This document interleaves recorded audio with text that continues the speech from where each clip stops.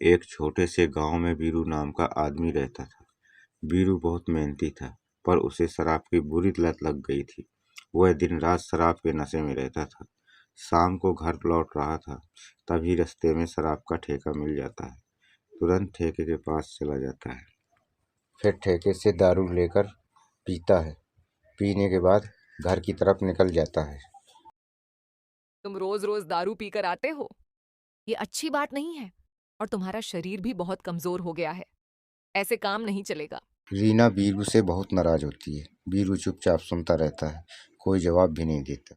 धीरे धीरे उसका काम धंधा छूट जाता है। पहले वह एक छोटे किसान के रूप में अपनी रोजी रोटी कमाता था, लेकिन नशे के कारण उसकी फसलें खराब होने लगी थी। एक दिन शाम को घर में आकर शराब के नशे में बच्चे को पीट देता है।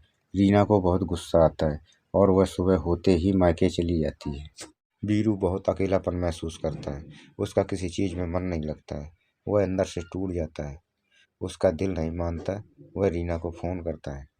रीना, मैं तुमको लेने आ रहा हूँ। मेरा मन नहीं लगता है। मुझे तुम्हारी बहुत याद आती है। यहाँ आने की जरूरत नहीं है।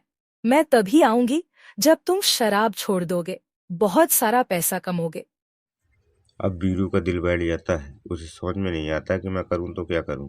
बीरू अपने घर के बाहर लेटा होता है, तभी उसका दोस्त शहर से आता है।